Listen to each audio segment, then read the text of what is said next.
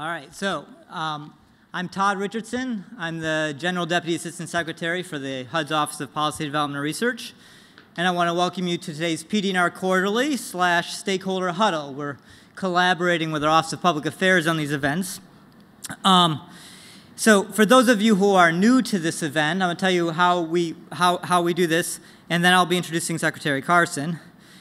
So after Secretary Carson makes his welcoming comments, we'll have Kevin Kane present U.S. housing market conditions. And after Kevin, we'll have a panel conversation to discuss what HUD's research agenda should be over the next 5 years. And to get this agenda going, we've invited 5 smart people, 2 of whom who got my little tchotchkes. So 4 smart people.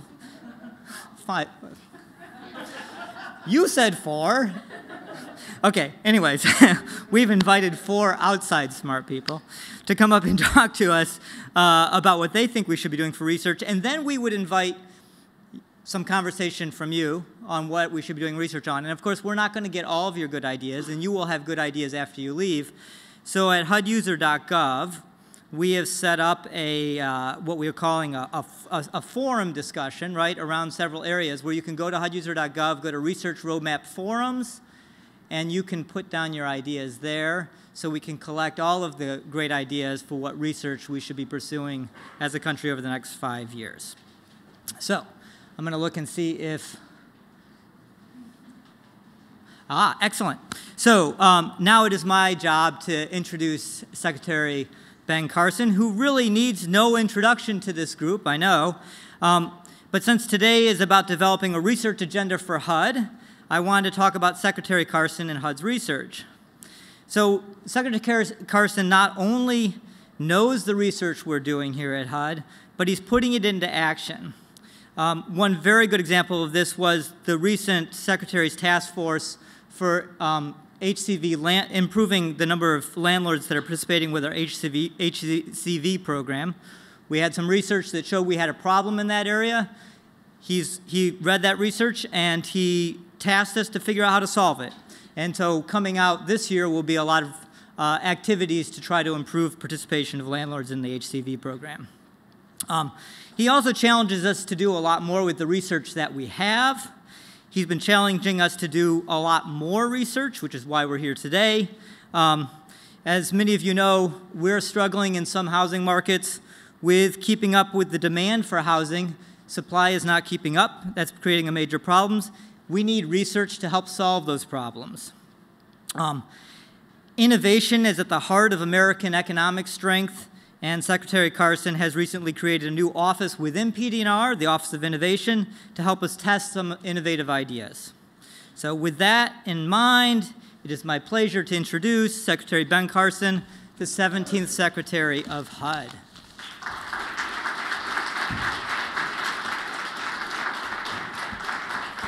All right.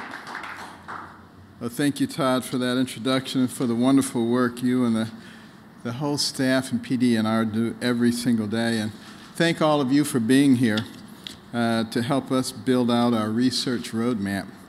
There's nothing a neurosurgeon likes more than getting together with a group of people and brainstorming.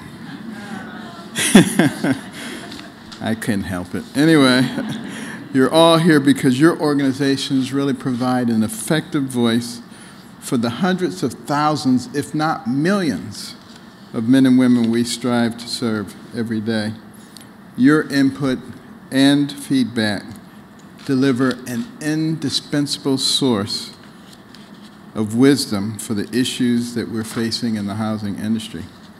The policies we implement at HUD are often built on the foundation of the insights provided by you, as well as the research conducted by our very talented PD&R team. I'm very pleased that PD&R provides these quarterly updates on HUD-related research and policy issues. They're doing a tremendous job producing research and data to inform how we tackle the various challenges that we face on a regular basis.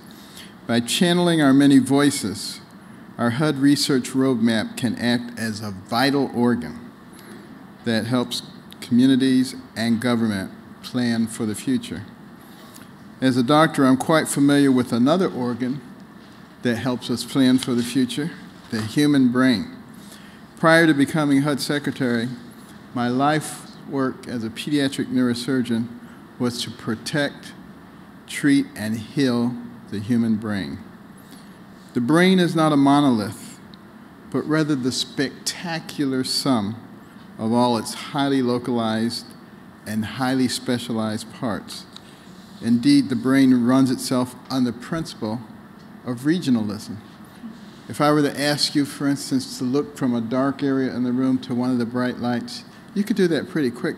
But how many parts of your brain were involved in doing that? How many things have to be coordinated? Impulses coming up through your medial longitudinal fasciculus and coordinating the impulses from the trochlear nerve and from the abducens nerve and the oculomotor nerves and short ciliary nerves with impulses going to cause your pupils to constrict and regulate the amount of light coming in, all of which happens in an instant. And the complexities of the future planning are not resolved by one region of the brain alone, but rather the constant communication, coordination, and conversations among the many neighboring parts. In other words, the brain practices good governance. A similar philosophy prevails here at HUD. Policy should always be formulated through an essential consultation with our many stakeholders. You are our eyes and our ears and our medial longitudinal fasciculus. We see you, we hear you, and our work to ensure fair and affordable housing begins by interpreting and amplifying the signals you faithfully send, like the information you will share with us today regarding our research roadmap. During my time in the federal government, it has become increasingly clear how important good evidence is for policy. And when you think about longevity, lifespan in this country, at the previous turn of the century, before 2000, average longevity was less than 50 years. Now it's approaching 80. And what changed? There was not a genetic improvement. What happened was the medical profession began using evidence. And policies, health policies, were based on evidence. Same thing can be true in government. And it's encouraging that Congress recently passed the Foundations for Evidence-Based Policymaking Act on a bipartisan basis, by the way. And President Trump signed it into law in January. This legislation recognizes that we need to take a systematic look at what research is needed, what data collection is needed, and how important it is to make such data available for our policies while protecting privacy. Data and research will continue to inform the policies we implement at HUD, and we are seeing the positive impact of these policies on families and people across the country. To highlight these success stories, we recently launched Humans of HUD. This is a campaign that you can find on our website, HUD.gov. And tonight, instead of looking at a movie, go to HUD.gov. It's much more entertaining. And you'll see great stories like a young woman who was homeless, couldn't get a housing choice voucher, finally got one, then couldn't find a landlord who would take it.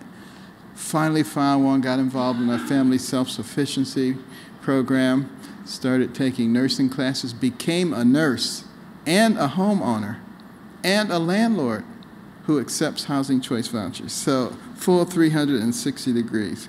If your organization knows someone we should feature on Humans of HUD, please reach out to our team so we can spotlight their success. As we continue working to ensure every American has access to safe, fair, and affordable housing, I cannot underscore that our greatest capital is human capital, and our most valuable asset is each other. Recognizing that, we're glad you're here today to collaborate, to contribute, and we hope you enjoy this event And again, thank you for coming.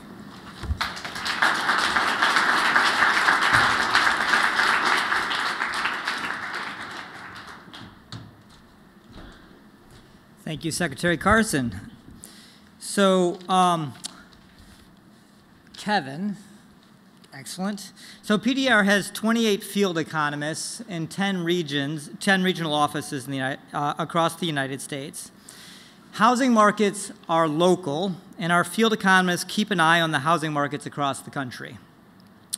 On HUDuser.gov, at our U.S. housing market conditions links, you'll find market analysis and data for a large number of communities in America. So Kevin Kane is our Chief Housing Market Analyst, and he's going to catch us up on what's happening across housing markets across the country. And that's just to whet your appetite, because housing markets are local. You should go to HUDuser.gov and find the specifics for your community. Kevin.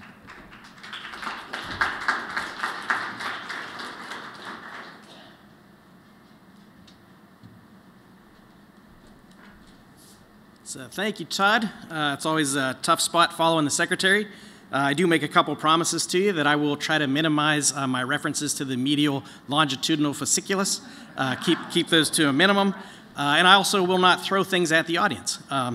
Which that joke will make a lot more sense to you guys, not necessarily the folks watching on the webcast who didn't see Todd's Bonanza giveaway at the beginning.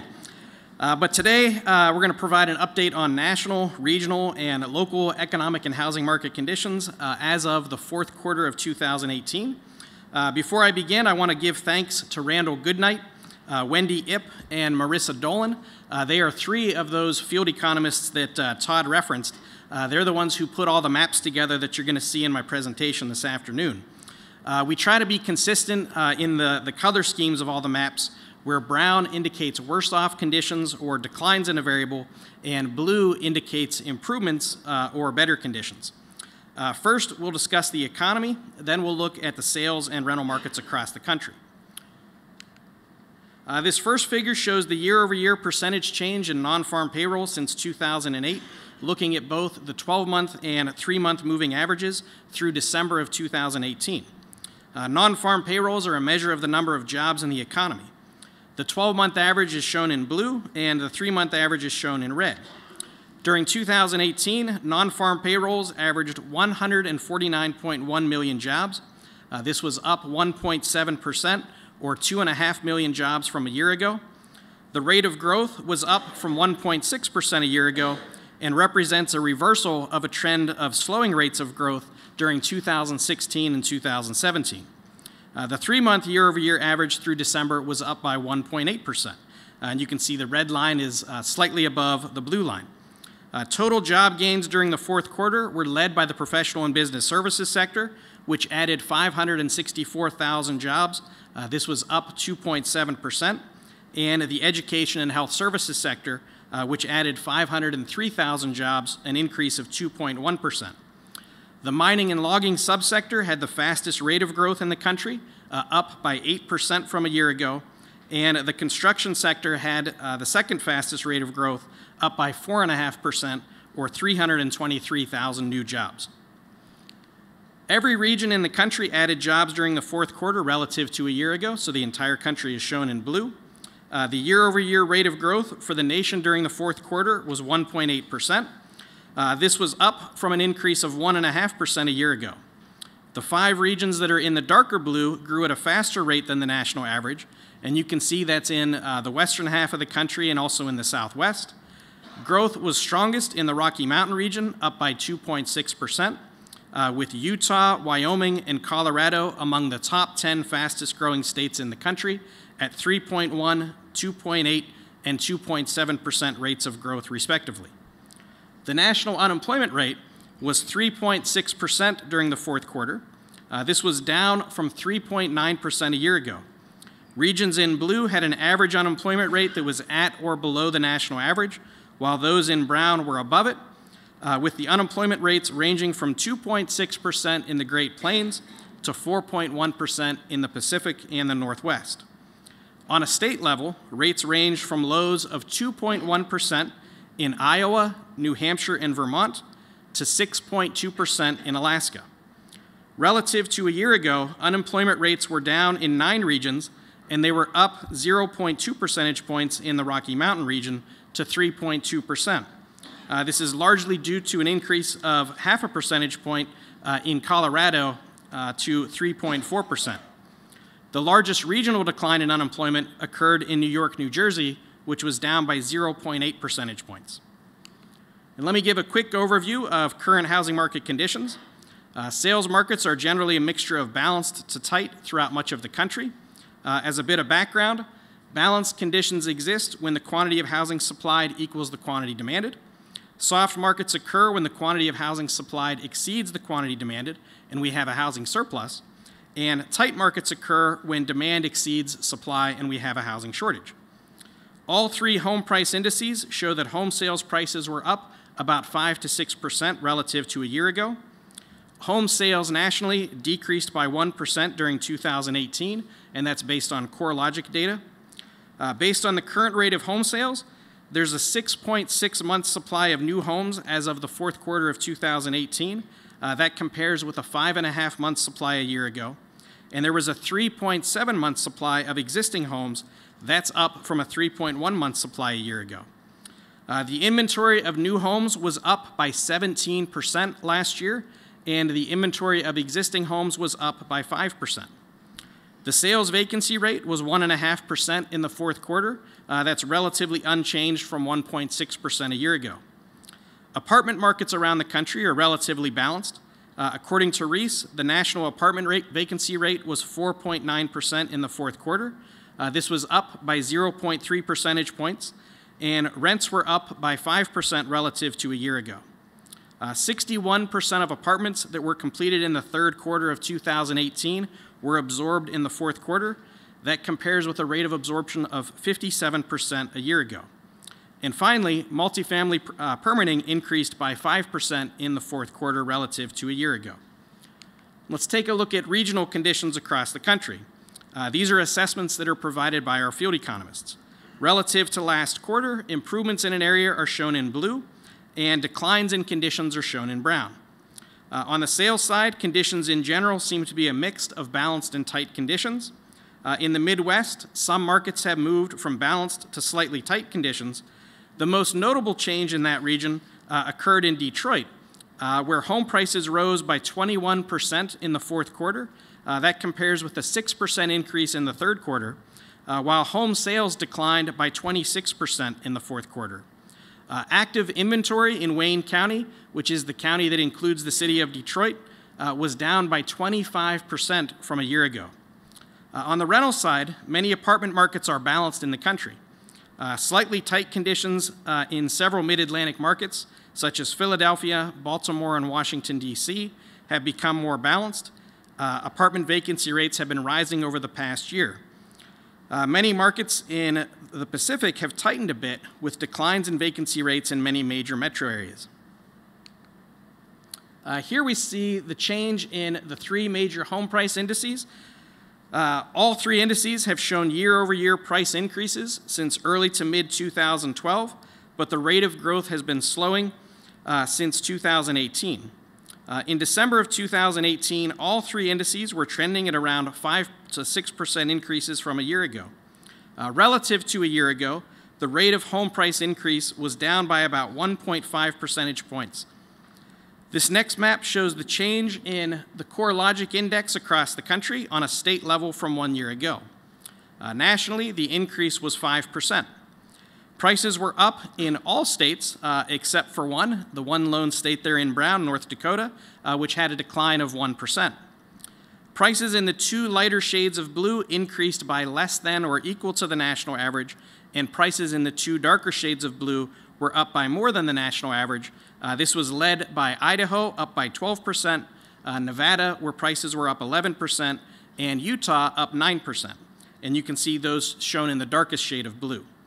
According to the Census Bureau, the median price of a new home in the 4th quarter was $317,400. This was down 6% from a year ago. And according to the National Association of Realtors, the median price of an existing home was $255,700. This was up 4% from a year ago. This map shows the percent of home loans that are 90 or more days delinquent, in foreclosure, or in REO at the metropolitan level as of December 2018. REO stands for real estate owned, which means that the lender now owns the property. The national average was 1.7% of all loans in those three categories. This was down from 2.4% a year ago. Foreclosures are not a big problem in much of the country. The areas in 2 shades of blue are below or equal to the national average, and the areas in the 3 shades of brown are above the national average, which with most of those elevated areas in the eastern half of the country. The highest concentration is in the New York, New Jersey region, which had an increase, a rate of 3.1%. This was the highest in the country, but it declined from a rate of 4.2% a year ago. Based on CoreLogic data, new and existing home sales were down by 1% during 2018 compared with a year ago. Home sales in the 3 areas in dark blue increased, with gains led by the Southwest, up by 3%. Sales in the other 7 regions declined, ranging from 2% in New England and the Rocky Mountain region to 5% in the Pacific. On a national level, new home sales were down 3%, while traditional resales were unchanged at 0%. REO sales were down 22% from a year ago, while short sales were down by 4%. On a state level, 2 states had double-digit gains in sales, Wyoming, where they were up by 15%, and Louisiana, which was up by 13%. The largest decline in sales occurred in Hawaii, where sales were down by 14%. This map shows the change in home sales by metropolitan area in the Pacific region, where again sales were down by 5%. The darker blue areas had the largest gains, above 5%, while the darkest brown areas had the largest declines of more than 10%. About 46% of the decline in the region occurred in the Los Angeles and Riverside San Bernardino metropolitan areas, with sales down by 11% and 8% respectively. Also, significant declines occurred in urban Honolulu, which was down by 17%. Single-family home building, as measured by building permits issued, remained unchanged during the 4th quarter relative to a year ago, with 165,000 homes permitted.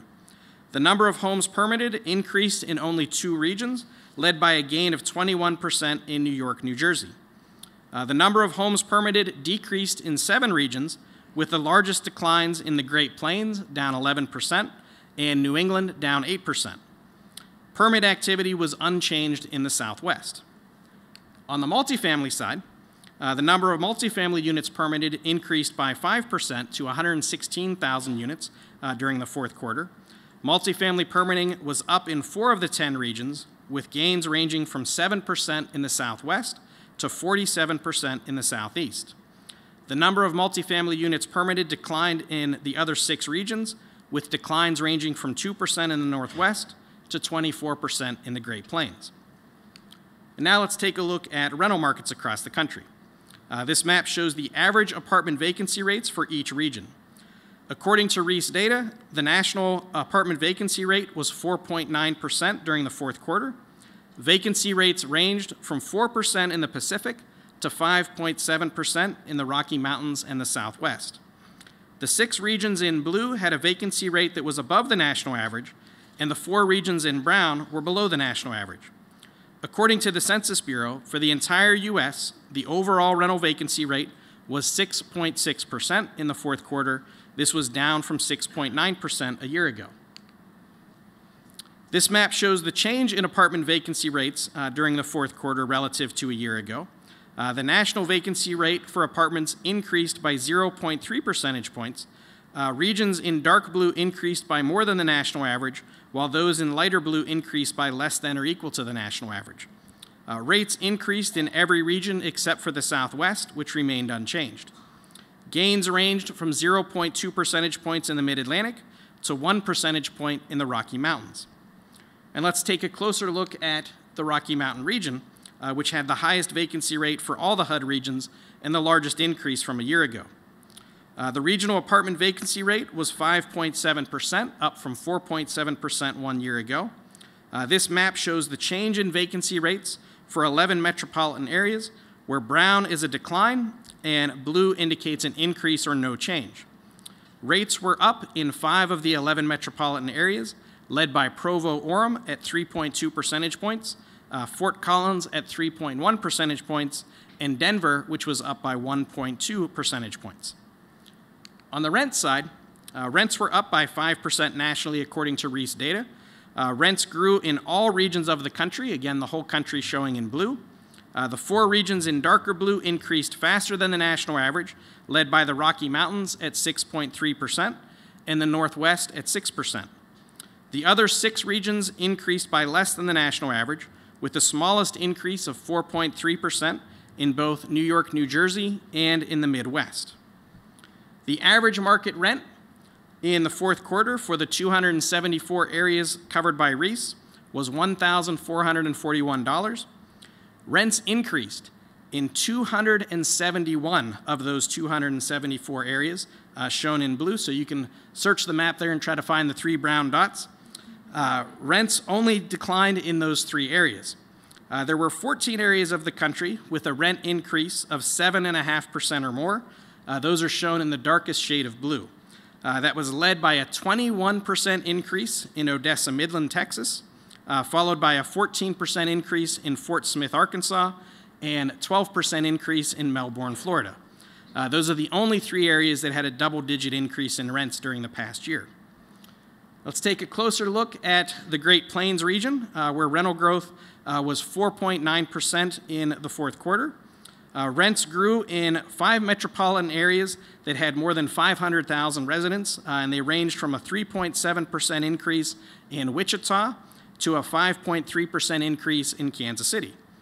The metropolitan areas in the region with the highest average rent was Des Moines at $1,001, which was up 4.2% from a year earlier. So in summary, year-over-year job growth for the fourth quarter was 1.8%. Sales markets are a mix of balanced to tight conditions throughout most of the country. Home prices up by 5 to 6%, and home sales decreased by 1% relative to a year ago. Rental market conditions are balanced in many markets around the country, with rents up 5% and vacancy rates up by 0.3 percentage points. If you'd like additional information, you can contact any of our field economists, any of our regional economists, or you can always contact me as well.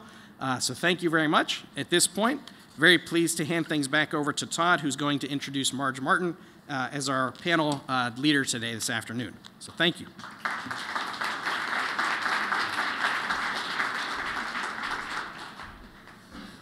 So a lot going on. For one, I used to live in Detroit, so I'm curious about what's going on in Detroit. A lot going on there. So in our Office of Policy Development and Research, we have the policy development and we've got the research. So on the policy development side, what we mean by that in PD&R, it's connecting our research and data to our programs and the policy making that goes on throughout the building of HUD. So the first step in the process is to identify what research needs to be done. And so to introduce our panelists today and lead the discussion for developing our research agenda is Marge Martin. Marge is our Associate Deputy Assistant Secretary for Policy Development.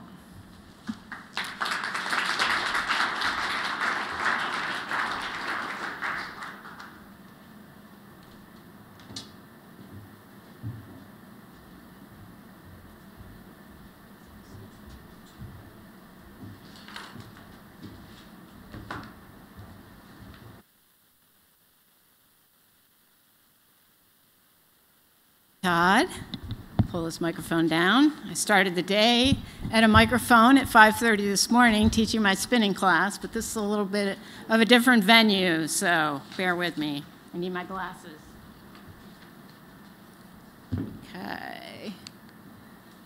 Okay, here we are. I'm just going to give a brief overview of the research roadmap process, and then I will introduce the panel, and we'll get started.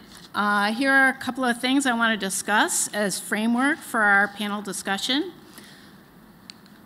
Ultimately, I think the reason we're here is because we all buy into HUD's mission, and I think PD&R's mission reflects the essential role that research and evaluations play in building evidence and good policy, so HUD can better achieve its mission. So, what is a research roadmap? A research roadmap is essentially a learning agenda for the department. Since PD&R developed its first research roadmap, the concept of a learning agenda has gained traction in the federal government. The important points here are the research questions that address knowledge gaps and are developed not in a vacuum, but with extensive stakeholder input. So what are our motivations for road mapping? So why are we doing this? Back in 2008, Congress asked the National Research Council to study PD&R's role. The findings were both encouraging and challenging. NRC reported that PD&R had a strong body of work, but research planning had become too insular. They found PD&R under-resourced and losing capacity. The roadmap provides for PD&R's annual budget request to the Congress and our annual research plans. The priorities in the roadmap are selected to leverage external expertise and use our comparative advantages. Ultimately, the underlying rationale for the roadmap is to provide evidence to support HUD's programs and policies. So a brief history of the roadmap. The first HUD-wide research road mapping effort during 2012, which I think many of you were a part of, was quite extensive. It was a one-year effort. We had extensive stakeholder engagement, both within HUD and externally. We received almost 1,000 suggestions for research from that effort, and the team compiled those, organized them, and assessed them by strategic goal. The resulting roadmap marked HUD as a leader in developing federal learning agendas. When it was time to update the roadmap, we undertook a simpler process with a more efficient outreach. We didn't think the original juice was worth the squeeze on the original road mapping effort, so we tried to do a more streamlined approach. We also made an effort to follow through on previous roadmap proposals by documenting which priorities were actually funded and pursued, and this is actually on huduser.gov. It's very interesting to see which projects that were originally proposed that we actually funded or were funded by the Congress or that we actually conducted in-house. Both of these road mapping processes had a similar emphasis. What are the important emerging research questions, and a selection of projects that are timely, policy relevant, and utilize HUD's comparative advantage. And I'll probably say that quite a bit to keep in mind that we don't want to be researching things just for the fun of it, that, you know, that would be nice to have that information, but is it really in HUD's comparative advantage? We saw the need to adapt to the evolving challenges, so we have tried to make the roadmap a more fluid document by using a more continuous approach. So this brings us to where we are now in the evidence-based policy landscape. So evidence-based policy is a concept that has gained a lot of traction in the past 5 or 10 years. This includes formal guidance from our federal stakeholders and policymakers, such as GAO and OMB. We've had extensive philanthropic sector interest in the research, and they funded a lot of the research with us. And as Secretary Carson mentioned, the President signed the Foundations for Evidence-Based Policymaking Act, I'm just going to call it the law, into law this past January. The law requires planning for evidence-based policy that aligns with agencies' strategic plans. OMB has not issued guidance for the law, to implement the law, but we see clear implications for our roadmaps going forward. The evidence building plans required by the law will have content very similar to HUD's research roadmaps. When OMB fully implements this law, then research, evaluation, and data collection needs probably will need to be assessed and prioritized more systematically throughout the department. We can move in that direction now. We don't need to wait. An evidence-building plan is more than a list of potential research projects, but a roadmap can identify project opportunities as well. So, this brings us to why we're here today, to get input. To organize stakeholder suggestions about research and data needs, we've identified 4 big buckets that map to HUD's current strategic framework, and to HUD programs, and to HUD-related policy issues. So those are economic opportunity and well-being, public and assisted housing, home ownership and housing finance, and strengthening communities. So I'll discuss each of these briefly to give you a sense of what the mapping looks like. So, economic opportunity and well-being is generally about creating a clear path to self-sufficiency by focusing on barriers to employment, health, educational attainment, and financial stability of HUD-assisted households. The category aligns with advancing economic opportunity goal in HUD's strategic framework. Some of the programs involved here you'll see family self-sufficiency, Envision Centers, which is a Secretary priority, and Section 3 job creation, among others. We'll be looking to Sandy Newman to introduce us to some of the evidence gaps and research needs in this particular area. Next up, we have public and assisted housing. This second bucket corresponds directly to HUD's largest programs, right? Public housing and housing choice vouchers. This category is about enhancing and reforming our major rental assistance programs with efficient use of federal resources and empowering local partners.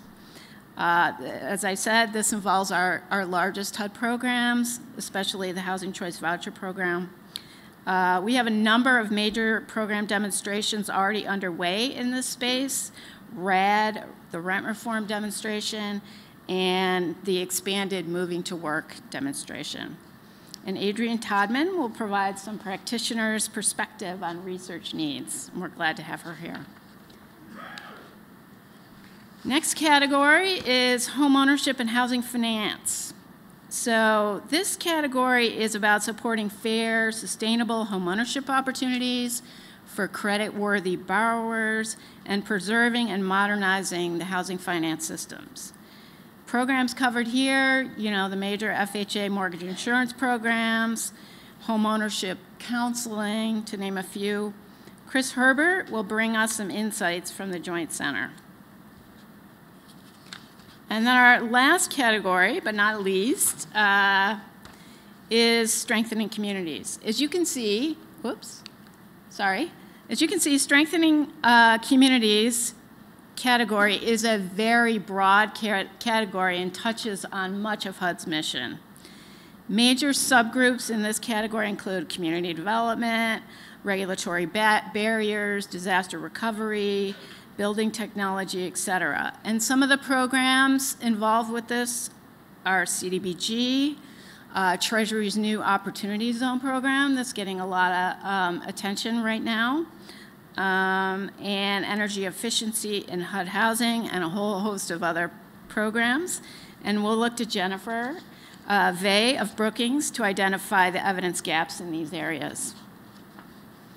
Okay, so now, we turn to our panel discussion.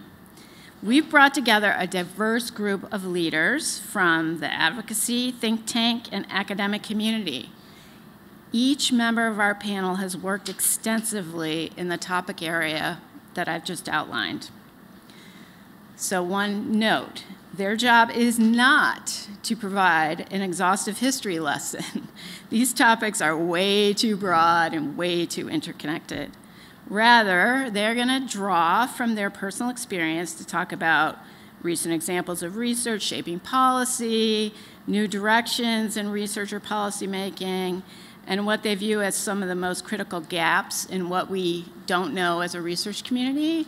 But you all will get your chance to ask them questions about things that they may not have touched on.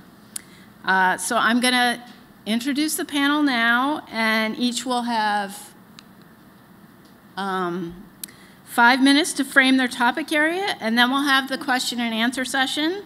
So start thinking of your questions, and if for those of you on the webcast, you can email your questions to pdrquarterlyupdate@hud.gov. Okay, so let's get started. Let me introduce the panelists. And I think I could sit down for this while I introduce the panelists. Hi. Okay, so first up, can you all hear me? It's okay? No? Oh, it's red.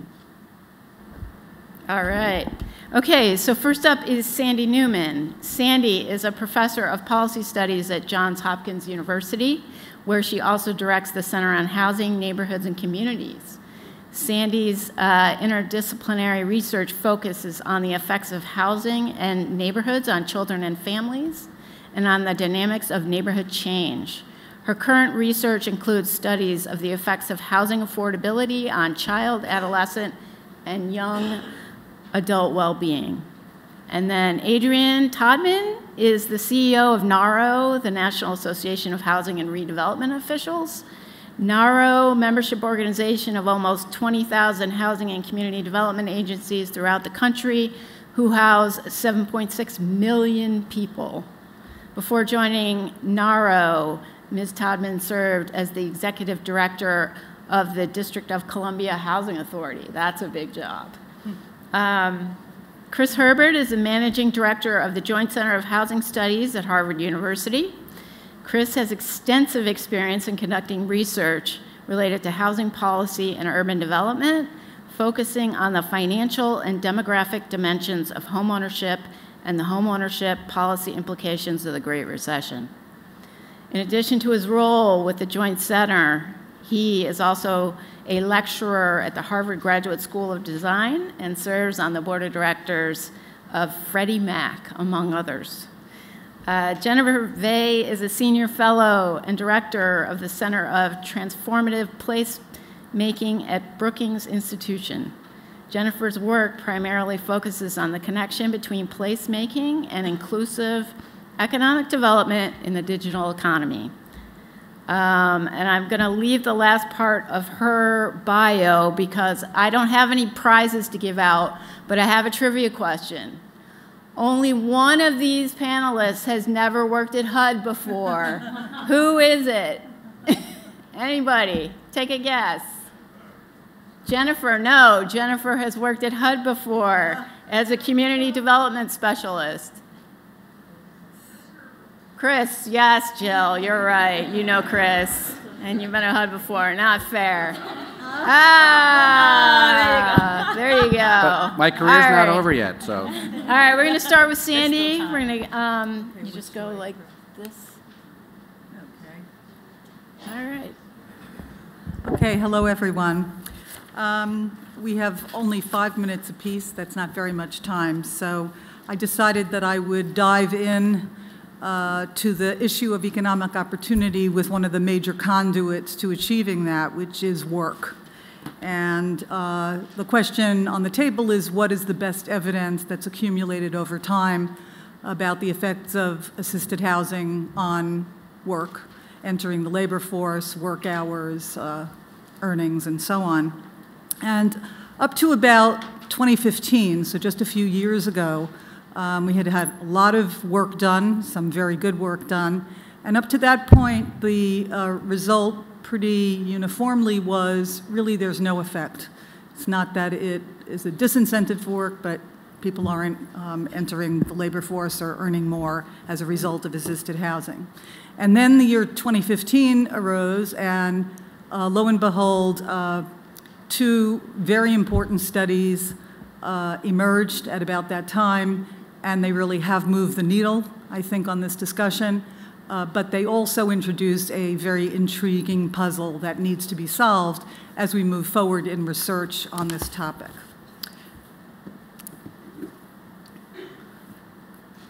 This one? At the side, yeah. Okay, so that was the first set of comments. Now we go to the first study, which is by Raj Chetty and his colleagues. A number of you may have heard about this or actually read it and studied this. This is the reanalysis of the Moving to Opportunity demonstration data using administrative data to look at what happened to children 20 years after random assignment. And remember that MTO, for those of you not familiar, had 3 groups. The first, an experimental group that received a voucher and was required to move to a less than 10% poverty neighborhood. A comparison group that received a voucher with no constraints on where they moved. And then a control group, sort of business as usual, stay in public housing, move, whatever you're going to do anyway. The key and startling finding from the Chetty reanalysis was that for children who were younger than 13 years old at the point of being randomly assigned to one of these groups, those children actually enjoyed increased earnings and increased work hours when they were young adults. But there was no effect on joining the labor force, so there was no effect on people who weren't working before actually going to work. So, based on the Chetty paper, my interim conclusion is that there is some sort of positive selection, we call this positive selection, going on here.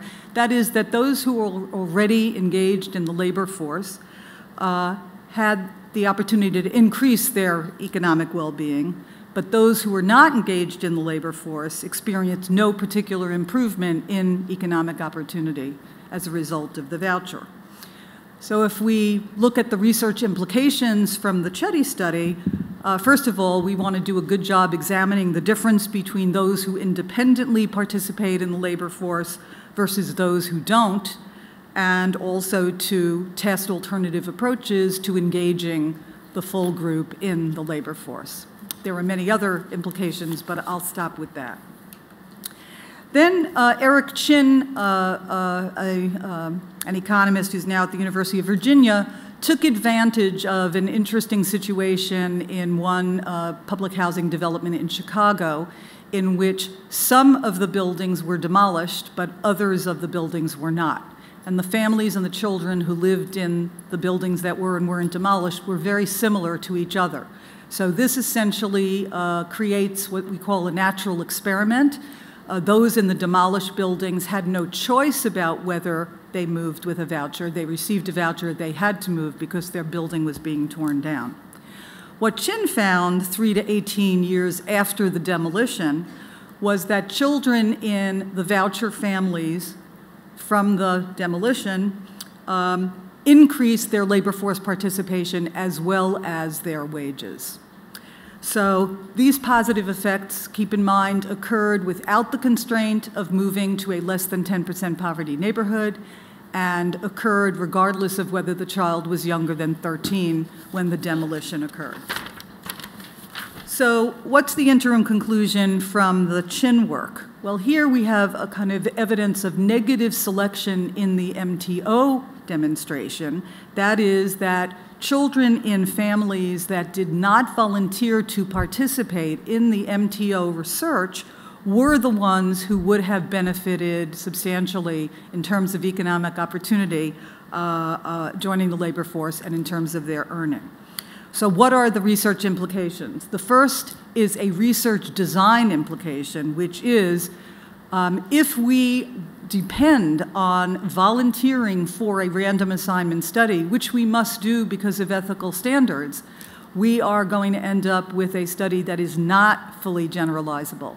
So the question on the table is, what can we do to encourage volunteering for a study like Moving to Opportunity?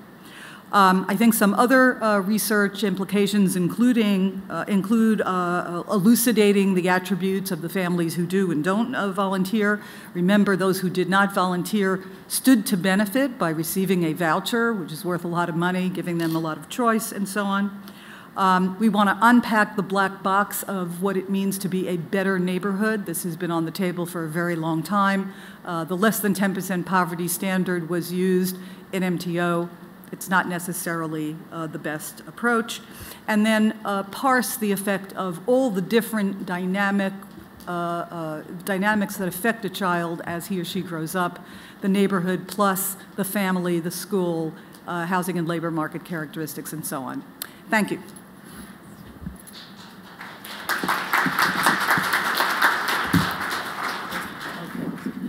Adrian? There. You got to push it kind of hard. I don't have a PowerPoint. Great. Good afternoon, everyone. So I'm thrilled to be here. Whenever I come to HUD, it feels like I'm back home again. Everybody here except for Chris. This is a comfortable place to be. But I'll suggest to you the biggest news for the day is not necessarily the work we're doing up here, but that for a certain generation of us, that Schoolhouse Rock is actually being added to the Library of Congress's recording registry, which is big news. So I love Schoolhouse That's Rock. right. And so is also Jay-Z's The Blueprint, just to throw that in there, to balance everything. So the relationship between practitioners and researchers is always been a little bit of a strange courtship. You know, there's lots of wooing that goes on. There's maybe some exchange of promise rings, and somewhere along the line, lawyers pull us together and we give our vows in terms of privacy and data sharing. So it's been fraught with different levels of interaction over the past several years, has been my experience, but it's a necessary relationship. I think that practitioners, housing authorities, private owners of multifamily sites are a treasure trove of data, not just in the work that they're doing and their application of HUD's rules, but also in terms of the impact on the families and individuals that they serve. So clearly, this marriage has to continue. And I know that NARO, we're going to be in Boston this July. We're going to be taking on some of these issues about practitioners and researchers coming together. I will say that I will borrow against some of your thoughts that the Charity Report had a significant impact on the way that practitioners were told to look at their programs. Notice what I said there, how they were told to look at their programs, because for many of us, our place-based initiatives, the work that was done in Hope 6, the work that's being done in Choice, very strong resident-driven programs are having, albeit maybe iterative, but impacts on things that are happening on the ground locally. And I certainly hope to see that HUD will continue its work on the cross-site Hope 6 study that I think the last portion of that came out in 2003. So we're certainly looking forward to more there. Small area FMRs, fair market rents, is another area where some of our members were mandated to take on small area FMRs, and we're hearing from them now as it's been stood up over the past almost year on different impacts. One is how are families choosing to move into areas of opportunity, and also what's happening to the families that are staying behind. Are people staying put in housing authorities, grandfathering in those families, or are rents going down? And so there's a negative impact to those families in terms of how landlords are looking to release them over the course of that. But also, what happens to neighborhoods when individuals move into these areas of opportunities? What happens to the neighborhood that's quote unquote left behind? What happens to the families who are left behind? I think that some of us in the practitioner world have very strong feelings about leaving neighborhoods behind. That's not how we're built. And so I do think that there's some space there for evaluation. I used to run a large housing authority, so the management of small housing authorities is a growth area for me personally, but I think it should be a growth area for HUD as well. I'm not quite sure how much of HUD's work has been touching what's happening in true rural and suburban America. I know that there's a lot of the larger housing authorities, of which I was one, that have the capacity and the ability to really take on research projects because they have the staff that can help pull data and just be a liaison to researchers, but I think we're losing information that is gathered at the local, rural, and suburban level, and particularly at small housing authorities, including ways in which they have cost-sharing arrangements in their back office functions to just have some economies of scale and able to get their work done.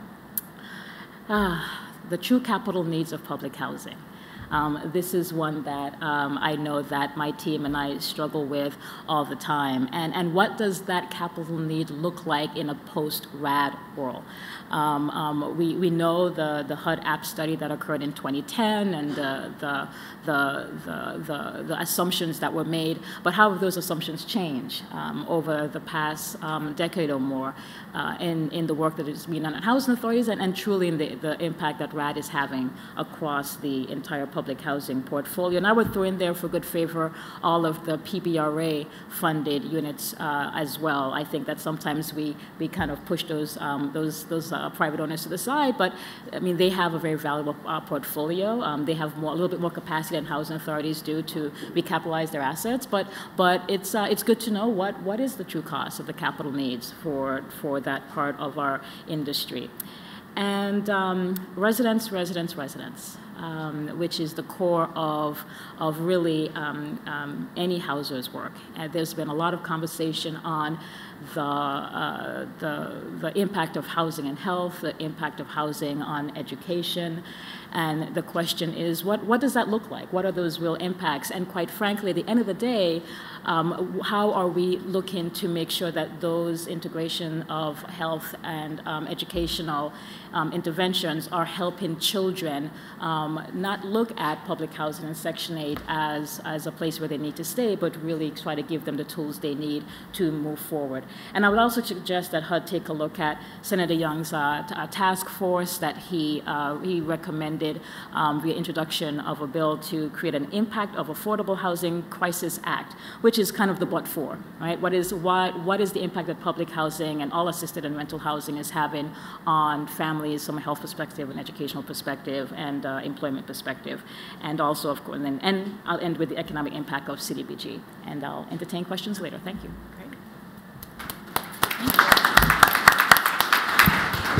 Great. So I'm going to take a little bit of a different approach, which is picking up on the question that Marge asked, which is what are the emerging policy issues? So rather than talk about previous research and the like, I want to lay a bigger context for this area about home ownership and housing finance. And I think it's important to point out that home ownership and housing finance are linked as a topic because of the issue that in order to get access to a home, you have to have a mortgage.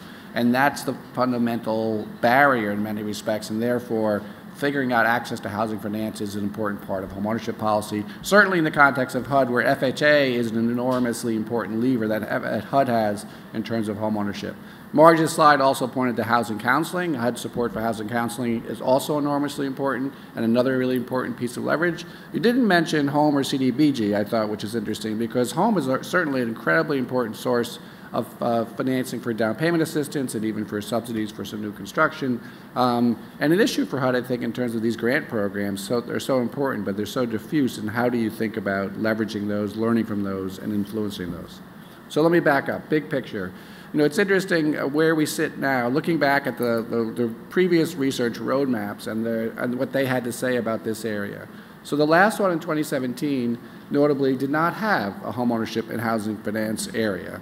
And I think this was a little bit like that, you know, the uncle that came to the last party, got drunk and made a fool of himself, wasn't invited back because of the fact, well, obviously where we were. We had come through the housing crisis, the Great Recession, the foreclosure crisis. And so I think the emphasis on homeownership policy, there was a little bit of chagrin.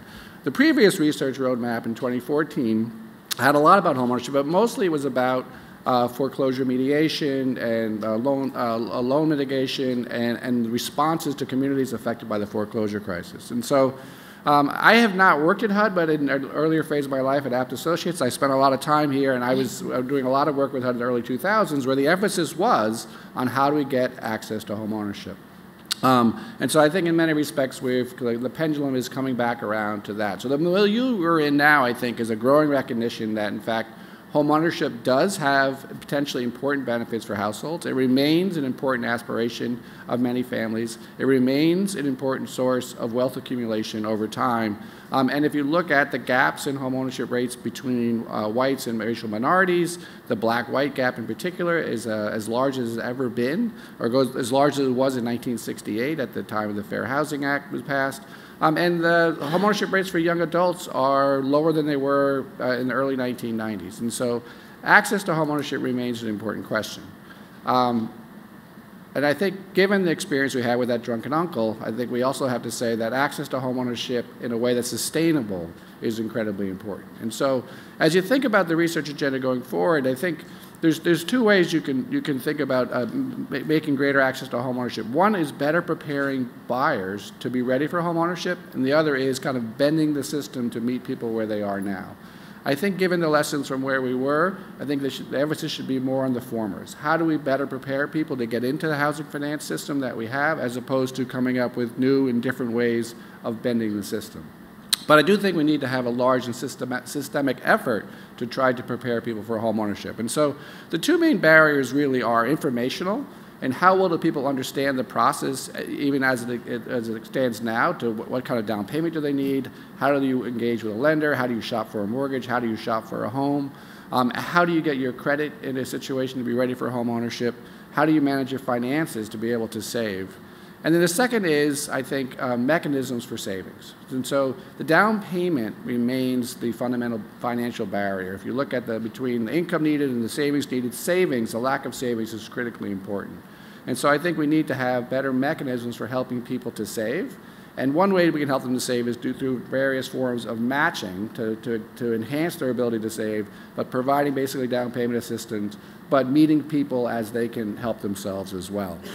I think both of those really speak to opportunities through the housing counseling program to better engage with people, to help prepare them for home ownership, to provide the financial education that they need. And then I think there's also the home and CDBG programs which provide that financial link. And so I would point to HUD to look for ways to use both of those programs to enhance opportunities to become informed and to be able to meet those down payment requirements. I think just as part of that, I would say, I would also, thinking about a research agenda, encourage HUD to think about pilot programs that provide kind of fail fast, fail cheap ways of trying to tease out new ways of doing these approaches. Issue with pre-purchase counseling, one big issue with pre-purchase counseling has been, how do you engage with people at a point in the process where you can make a meaningful difference in their decision?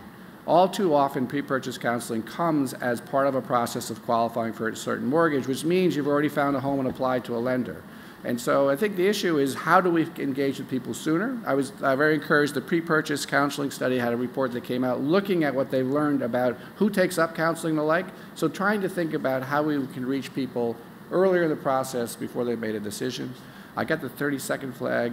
I just want to put another plug in for savings mechanisms. I think it's incredibly important to think about how we can help people help themselves. Just to put on the table, other things I think we need to think about are the cost of supply. A big barrier to homeownership is trying to get entry-level housing. We're not producing enough of that. Does HUD have something to say on that? The HUD Manufactured Housing Code is an important way to overcome local building codes. Is there a way to spur more innovation through something like that in other dimensions? I'd flag financing for homeownership in distressed communities that presents continued barriers. I'd flag the fact that there's a growing number of companies springing up providing equity investments in housing as a way to meet the down payment constraint that is largely unregulated, and I think ultimately may intersect with FHA financing in a way that FHA may want to get in front of. What are the implications of equity investments in a house that HUD is ensuring? And lastly, I would also flag the issue of aging and the fact we're going to have many, many older homeowners, some of whom are struggling to pay their mortgages, many of whom may need to make investments in their home, and what can we do to help those?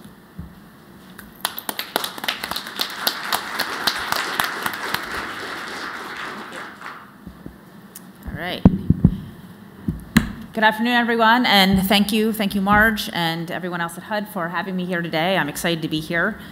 So, having just launched the new Ann T. and Robert M. Bass Center for Transformative Placemaking at Brookings just this past November 14th, I'm particularly focused on how place-based strategies can provide more widespread economic benefit to more people in more places. And so I want to give a little context here, and this is really a lot of what motivates us in our work at the center, or will be. While place has always mattered to people and economies, I think we all know this, we also know that relationship is constantly evolving. So after decades of sprawl and suburban dominance, US cities are experiencing rebounding populations, growing employment, new public and private sector investments in infrastructure, in real estate, and in placemaking. And we know, I mean, I think a lot from our own experiences, that a lot of this revitalization can be found in downtowns or along waterfronts or in entertainment districts and even in emerging innovation districts. And it's welcome, you know, for many communities, really long awaited upshot of shifting demographic trends, household structures, and market preferences that are driving higher demand for areas that are more walkable, that are more amenity rich, and that facilitate collaboration among firms and workers. But we also know that the benefits from these trends are not equally distributed. Market disruptions, from deindustrialization to automation, coupled with a long history of segregation and physical destruction, disinvestment, are leaving some places out of the revival. And we're seeing this both across the country, but we're certainly seeing it within cities and regions as well. And so if these market and these demographic trends are going to work for more people and more places, we know that public and private and civic sector leaders need more transformative investments in places and placemaking to be a key part of their solution set. So clearly the federal government, including, though certainly not limited to HUD, should be providing resources towards these ends. But for new and existing federal programs to be responsive to both the challenges and the opportunities presented by these demographic and these market trends, we need a better understanding not only of which communities and people are being left behind. I actually think the research gives us a pretty decent sense of that, but I think we really need to do a better job of getting under the hood of why. So, for example, what are some of the very specific economic, physical, and civic assets that different sets of people and firms are demanding today? So we know something about this demand of why people may be preferring some places, some cities, but also areas within, you know, cities and regions over others. But I think there's actually a fair bit to learn about what's driving some of that demand. And, you know, how are those demands then driving more private sector investment in certain areas? And on top of that, how have public policies, including federal policies, but I certainly include state and local in that as well, how are public policies and investments actually supporting that growth? On the flip side, I think we need to know more about what some of the chief barriers are that are hampering private sector investments in other communities, even in relatively strong market cities. History, race, location, physical attributes, civic infrastructure, and capacity of communities. How have all these, you know, these are all the kind of things I think we need to be digging deeper into. And then how have public policies and investments actually thwarted private investments by either acts of commission or acts of omission? Of course, where do people fit in all this? We tend to hear, for example, a lot about gentrification and how that impacts people who are living in these in different types of communities. But I still think we don't know a lot about who is and who isn't benefiting and the ways in which they are or aren't benefiting. I think a lot of what we know has tended to be based on anecdote or where there is more quantitative information, because so much of this actually requires a bit of a more qualitative look to get at these questions of why. I don't know that it's actually telling us everything that we need to know. What are some of the biggest barriers to people being able to connect to growth and opportunity where it's actually happening? Is it skills? Is it education? Is it networking functions? Is it transportation access? Is it lack of capital to start a business where there may be opportunities but people don't have that kind of access? And so I think we want to focus on how are the answers to these type of questions then informing both the structure and the implementation of HUD programs. So, you know, where have they been most effective in this regard or not, and why? And how is their effectiveness or their lack thereof correlated with particular place assets and attributes? So HUD's own research shows that CDBG, for example, is most successful in areas that are targeted as priorities in certain communities. So what criteria were those priorities determined? How do localities do this? What other resources were targeted toward them to achieve local goals? And I could go on. But my point is that we have this long history of implementing place-based federal and state programs empowerment zones, which is actually where I worked for part of my time here at HUD, promise zones, choice neighborhoods, sustainable communities initiative, and others. And now we have OZs, which isn't a program per se because it's structured through the tax code, but all these are aimed at spurring place-based investments in particular communities. But I think that some of the evidence that we do have shows that not all these programs have yielded the intended impacts. And this tells us that we need, I think, to get a lot smarter about how and where they're targeted. So thanks. Great, thank you. All right, now I'm going to ask the panel a few questions, and then I'm going to turn it to the audience, because we have a lot of people in the room and a lot of people online, so I want to make sure you get all your questions in. So first off, I know Jennifer just mentioned gentrification, and I know many cities are changing, and they're experiencing gentrification, the return of the creative class and millennials, and the digital workspace, et cetera. At the same time, research has just come out, just today or yesterday, it was highlighted in the Washington Post, about gentrification and the changes that may have contributed to the substantial displacement of African Americans. We talked a little bit about this before the panel. I know you have some ideas, but do these changes raise research questions in your mind, or concerns about equitable outcomes? I'm sure you all have concerns about that, but let's focus on the research questions. Can you think of some research questions for this particular area? Actually, this is something Jennifer said to me, so you should really take just broadly from a research design standpoint, doing a study of gentrification using only census data or some sort of administrative data is not going to get at the underlying trade-offs people are making, their beliefs, what they prefer. So it requires a different kind of study. Now, you indicated you thought it needed to be a qualitative study. I think a qualitative study alongside a more systematic but very in-depth survey, selecting areas, you have to do this very carefully, selecting areas where I don't know if you can do some sort of matching, as was done in Jobs Plus, where you have areas that have had gentrification and the areas that haven't, or at least by some measure it looks like it is gentrification, or just study those to see whether what is purported to be gentrification actually is. But you should really say more about that. Yeah, and first I just want to say, too, that I think anytime we talk about gentrification, we probably immediately also have to clarify exactly what we mean by that term, because different people use it in so many different ways. I mean, I think, one of the key ways that people use it is around true displacement. But it's also used in some cases just to talk about change, change and revitalization.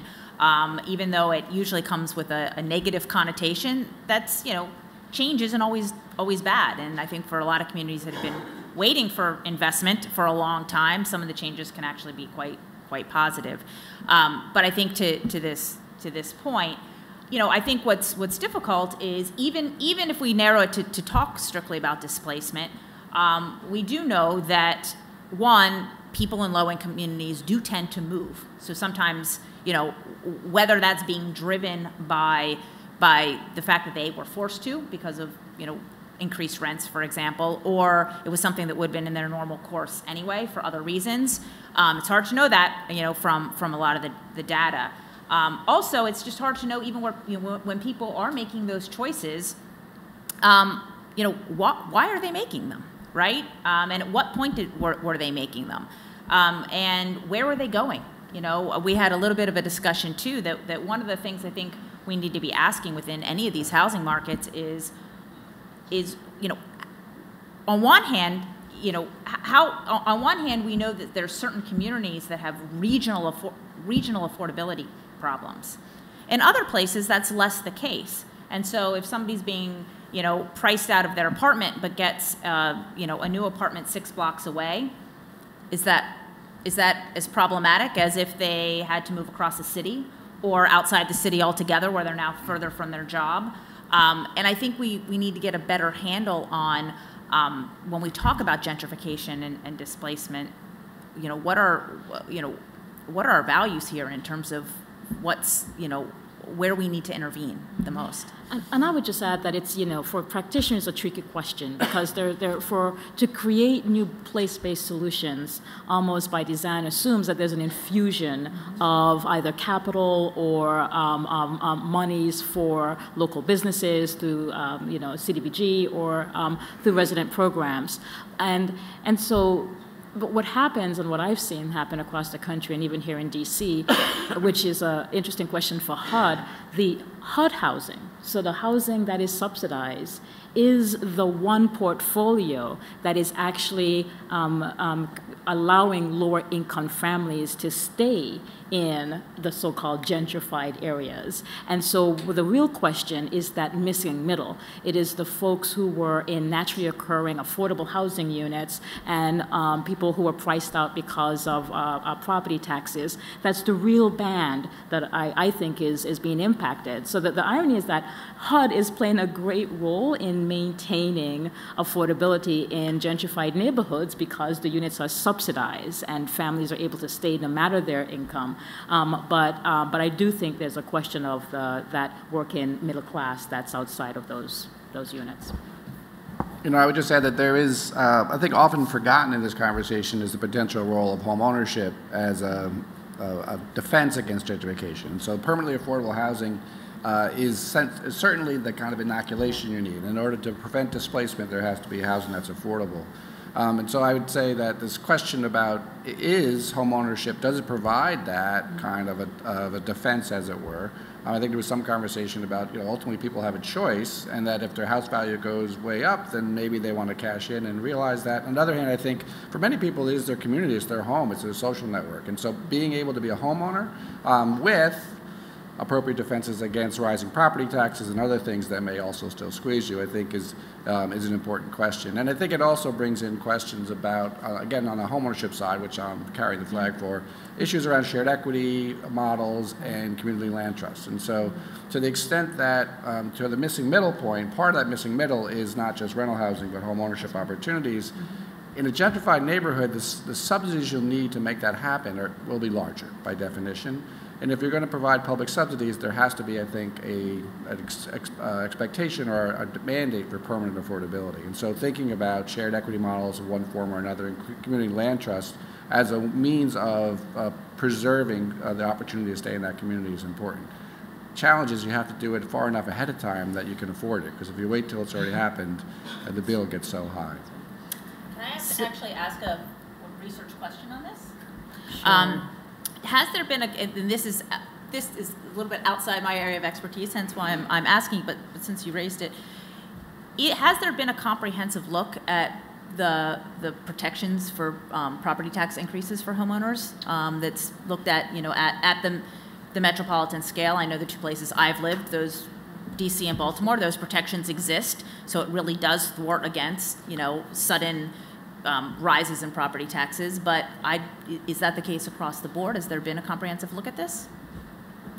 I don't know do you know the answer to that question? I mean, I was just going to say that for the elderly and other vulnerable populations, there's something called a property tax circuit breaker, and at least as of, I'm an old person, so this is as of a few decades ago, there were systematic studies of the use of the circuit breaker and how it had affected behavior. I don't know that that's been updated with any new policies that exist. The Lincoln Institute of Land Policy, I know, has done reviews of this. But I think it is the kind of thing it's one thing to kind of know the extent to which they may exist. It's harder to know, I think, the extent to which they've been used. You're right. Yeah. So I did want to ask, leave your microphone on. I did want to ask Chris a question, and others can chime in. You gave, and the whole panel gave a lot of ideas for policy, good policies, and good policy questions. And you mentioned home ownership and FHA. So the role of FHA is huge in particular markets, and I think HUD has done some, and others have done some recent research on the HECM program, the reverse mortgage program. But what are the other research areas that HUD should be looking at related to FHA?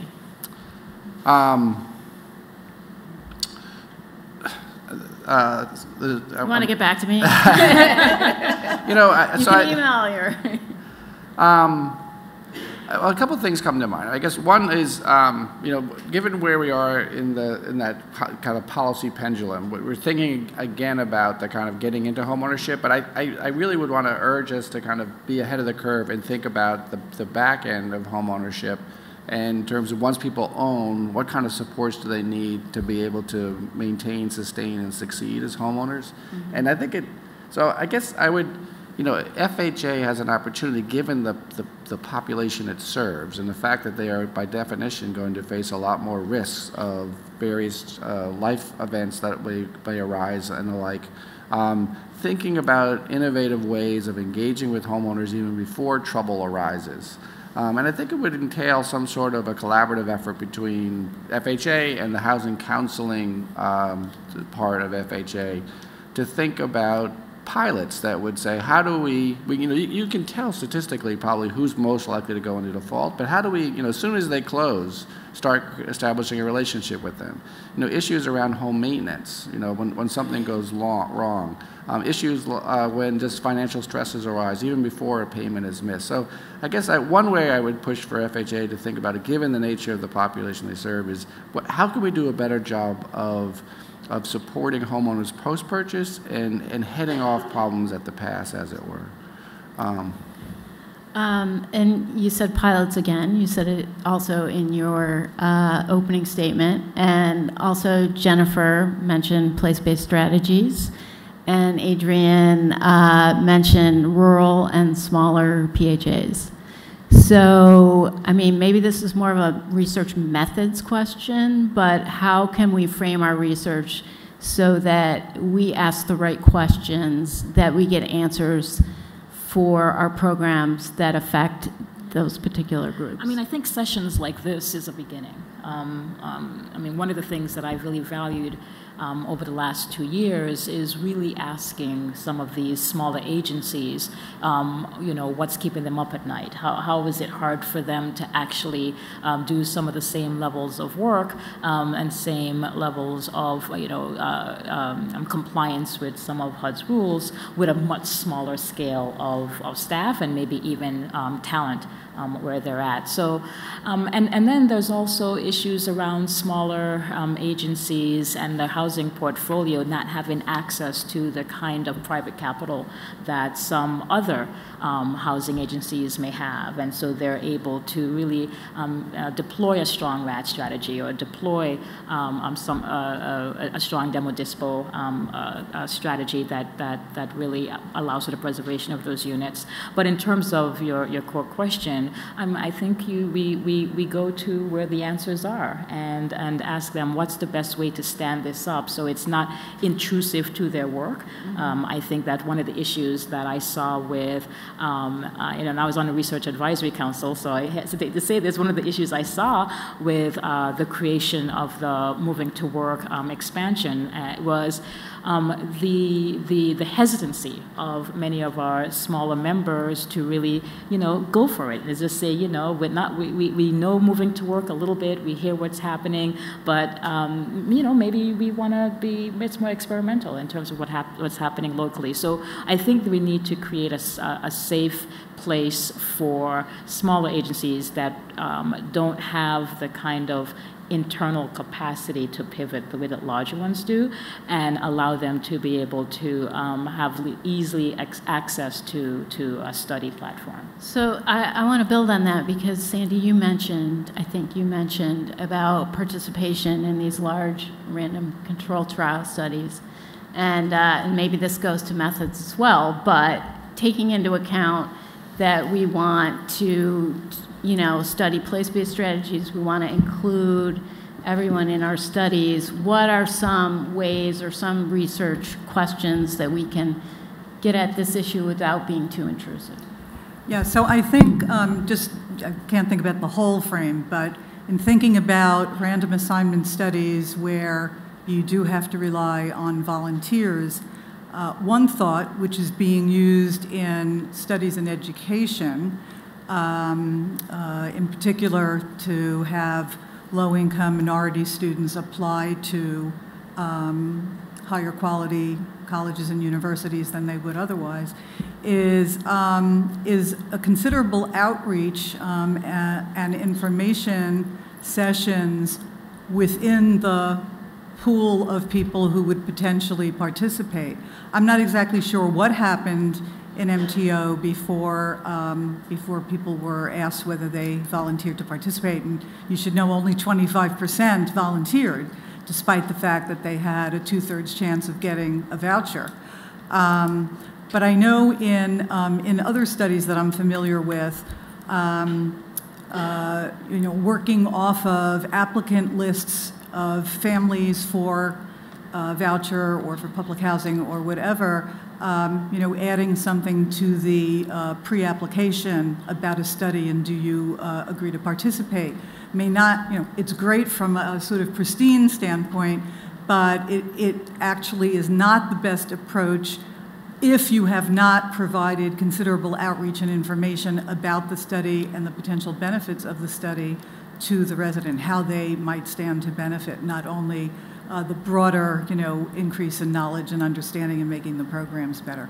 So, I mean, this is a new kind of insight, and so we have to play with it a little bit. But I think the notion, we're not in the laboratory. We're not working with test tubes. We're working with real human beings in real life, and we may have to find creative ways to improve this volunteer proportion because it's really affecting the quality of the results. So I want to pretty soon open it up to the audience. So if you all could start to queue up if you have questions. I want you to state your name, where you're from, and then your question and who you want to answer it. I want to ask Jennifer. You win. I have a lot of questions here, so I could go on for the whole time, but I would rather you all have your questions. Oh, there are a lot of people, I'm sure they'll come up. So opportunity zones, we talked a little bit about this at lunch too, and you can chime in as well. This is a Treasury program, a tax program, but HUD is already thinking about how, the secretary is the whatever czar of the administration on opportunity zones. We're already thinking about what are the important research questions we should be asking at the ground level so that we can get the data, baseline data, so that we can answer those questions. What do you think? Yeah. The questions we should be asking. Yeah, and this initiative. is a little tricky because I think, and some folks at Brookings have written, about this as well, that there may not be a lot of transparency because the benefits are in the form of capital gains. This means, we don't automatically know how many individuals are investing or where they're investing or what they're investing in, and a whole bunch of other questions related to cost and things. So one, absent Treasury making those requirements, the question is how do we dig into that as it's happening? Because it's, I think this is the fundamental question. If we want to understand if opportunity zones are actually working, meaning are they benefiting the people they're intended to benefit and the places they're intended to benefit, we need to know something about where the money's going and why it's going there, right? And how much of that was also a result of the places that were chosen initially. States and localities obviously had a lot of control, based on the criteria of where to target or where to select their opportunity zones. But we probably have a pretty good sense that some places were more strategic in that than others. The high capacity places that could look at this and say, wow, this is just another tool in our kit to meet local goals, and that can drive where they're designating. Other places I think probably did that as they went along, and I think there are places that that didn't, and the investment's going to go where it's going to go or it's not, but it may or may not ultimately yield certainly what localities hope that it does. So I think there's a lot of questions in there of, wow, if there's not a lot of reporting requirements, how do we try to get after these big questions? I would just add to that, it's a great moment now to just see the impact on either the creation of affordable housing inside of the zones. I know that there's some transactional attorneys out there that are working on deals that are using opportunity zone equity and tying it to LIHTC to fill gaps. So what's the creation capacity, but also back to gentrification question. As opportunity zones are being stood up and those investments are coming into neighborhoods, are we seeing that some affordable housing is now taking a back seat in terms of again, naturally affordable units, and maybe landlords looking to opt out of affordable housing altogether because the market's gotten better. All right, thanks. Can we go? Okay, quick comment, which is, I hope I'm not being presumptuous, but in the Secretary's remarks, he said how much he loves research. He was at a very important institution in Baltimore for a long time where he did research, and he's now in charge of this for the government. And so perhaps a persuasive case can be made that some sort of research or data collection, administrative data, could be part of the initiative. Thank you. Okay, sir. Thank you very much. I appreciate you holding this session. Mark Weiss of the Manufactured Housing Association here in Washington. I appreciate the gentleman mentioning manufactured housing, which is regulated by HUD and provides inherently affordable housing. There are multiple issues in this area, but two of the more important ones are zoning. In multiple areas, many areas of the country, there are zoning restrictions that discriminatorily exclude or severely limit the ability of manufactured homes to be placed. That is one area where additional research is necessary. There are remedies available to deal with that, and those need to be addressed as well. Secondly is the issue of financing. You said that financing and home ownership are inextricably linked, and of course that's correct. And a major problem that we face is the near total lack of secondary market and securitization support for the vast bulk of manufactured home loans, represented by personal property loans, which are just on the home itself. And that includes both the GSEs and FHA as well. There used to be a fairly significant volume of manufactured home support provided by FHA, but that's dwindled to minimal levels at this point. And that's one way that affordable housing could be strongly promoted by HUD if we could get some progress in these and other areas.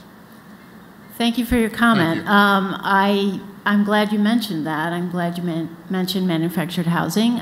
We have in the works, I believe I can say this, probably won't be till the fall, but we're working on a publication on evidence matters, and we're thinking of looking into manufactured housing in that particular issue area. I know that's a very important supply of housing for a large part of the country. So thank you very much for your comments. That'd be great. Thank you. Did you have a question for the panelists? Okay.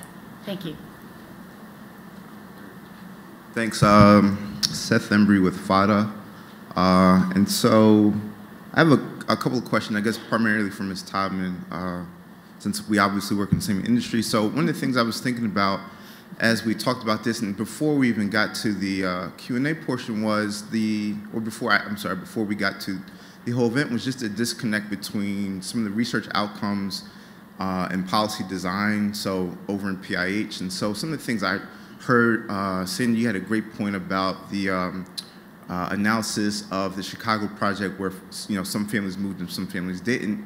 And I think that has a lot of implications for how the mobility voucher demonstration program is rolled out, at some point in the future, maybe, if our fingers are crossed. We'll see what happens. But just so some things like that, and then you're doing PD&R, there's a FSS study that's going on, but then again, back on the PIH side, there's an evaluation protocol that's been rolled out that doesn't seem to have been informed through the research. So a question about that, about just disconnects between the programmatic side and the research side, I think maybe you can kind of think about or offer your thoughts on. I'm not sure where we go with that. And then second, I'm wondering what you think about how you talked about being on the research advisory panel for MTW expansion. So I'm wondering how you think you, as previously a Housing Authority Executive Director, and of an MTW agency, how your expertise was kind of valued throughout the process, because I think if we look at the expansion, specifically cohorts 1 and 2, I feel like the research needs have really driven how the program is being expanded and developed, and so we're getting away from some of the most attractive and effective parts of MTW. And then lastly, for a lot of people I think can answer this one, is just the effects on communities of HUD policy decisions. And so one thing that's in the department's kind of strategic plan around public housing is repositioning public housing units. And so you guys on the panel have talked about, you talked about gentrification, you talked about affordable housing needs in communities across the country, you talked about small and rural agencies. And so the question is, the needs of these hard units, if we're talking about public housing specifically, and the impact on communities if we transition away from the program. And obviously we're not talking about the larger items. Adrian, you did mention the capital fund, which I think is really important to talk about a real number for that. But just, there are big picture things that we're not discussing, but on the community level, like what are the impacts you think, and how can HUD look at those? All right.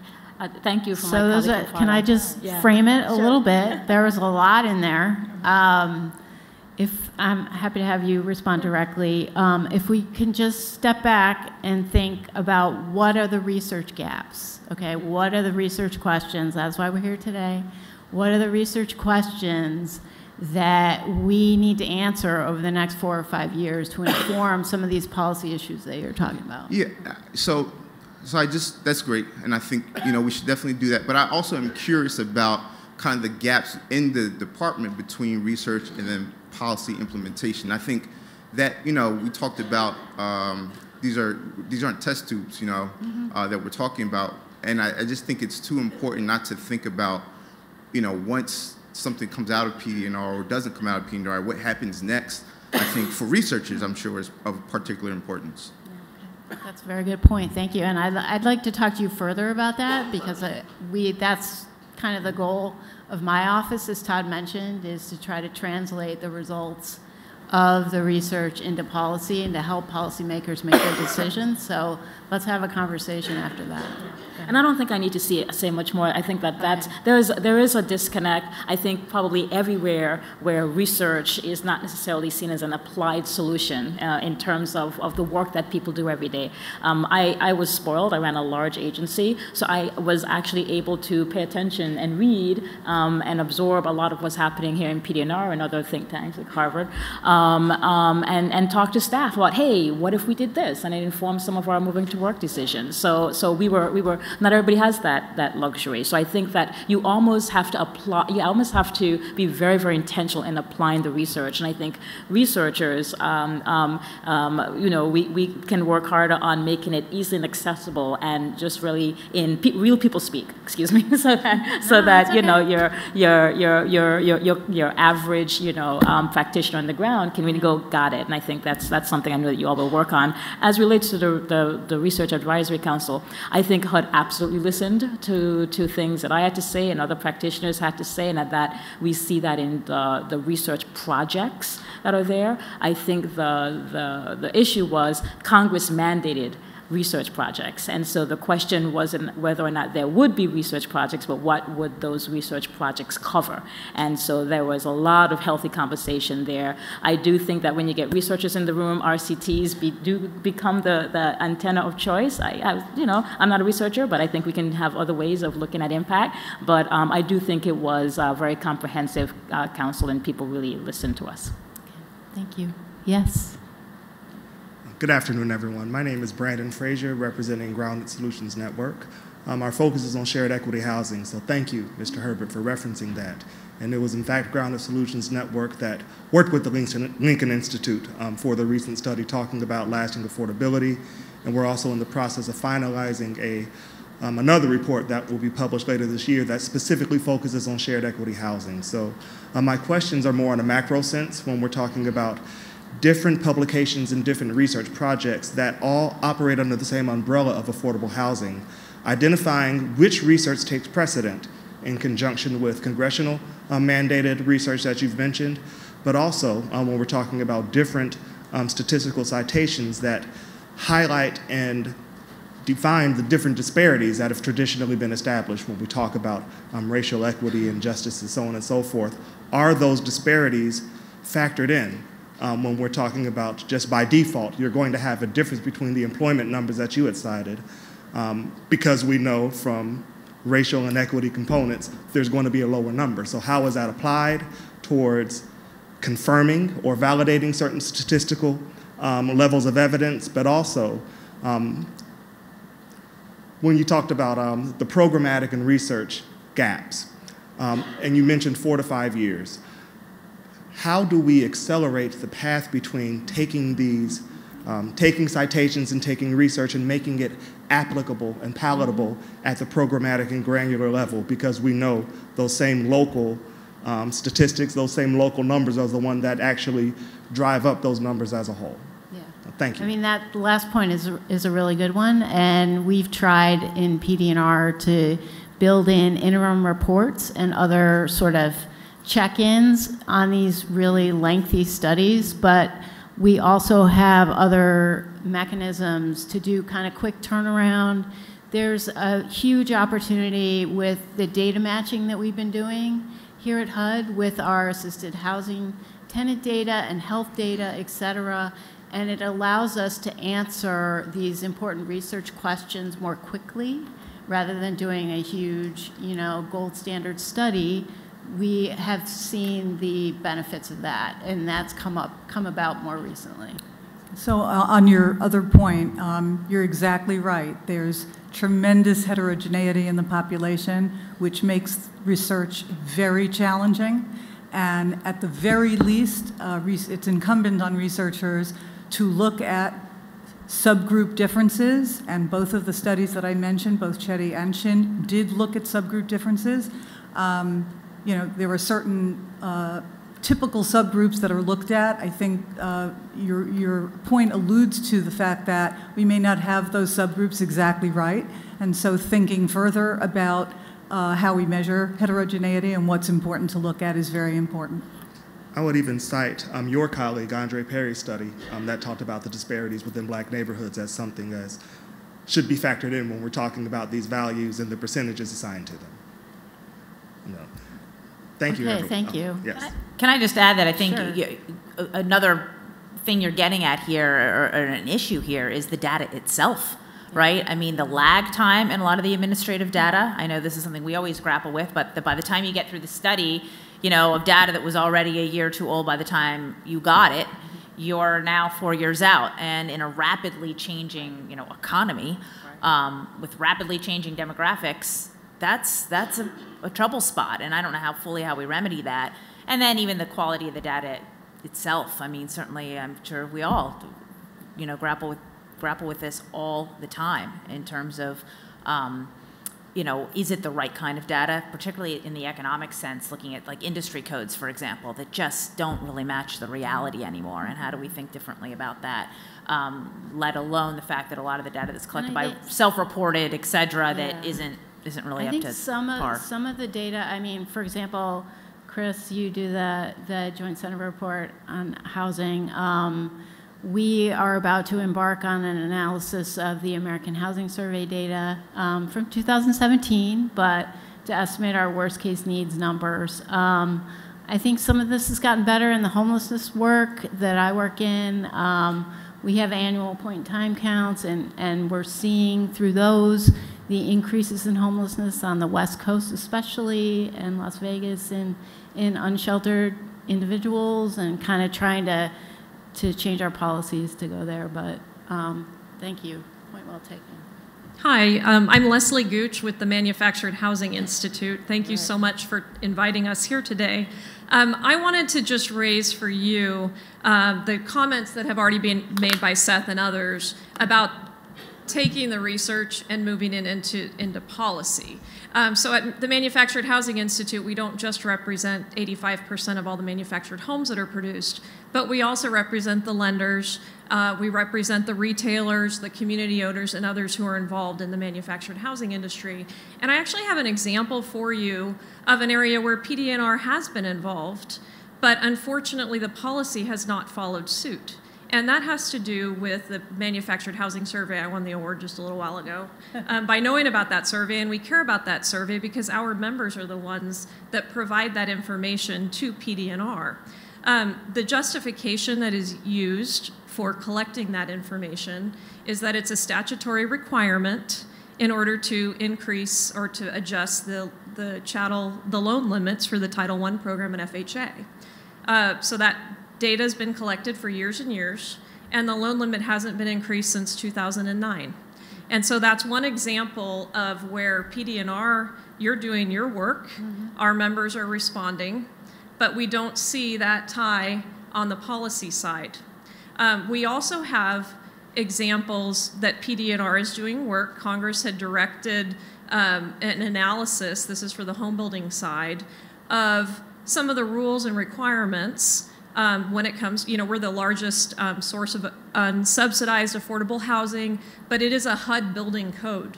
Secretary Carson is always saying to the Senate, he was on TV, talking about how great our houses are. And so we're looking at innovation, we're looking at building. So Congress directed HUD to look at ways to make the process less regulatory and to help support innovation. So PD&R is working on that right now. But it seems that there's a disconnect to the Office of Manufactured Housing Programs and our Manufactured Housing Consensus Committee. And so I think it's really important that you do focus on manufactured housing and look at ways to improve the supply of affordable housing, particularly with respect to home ownership.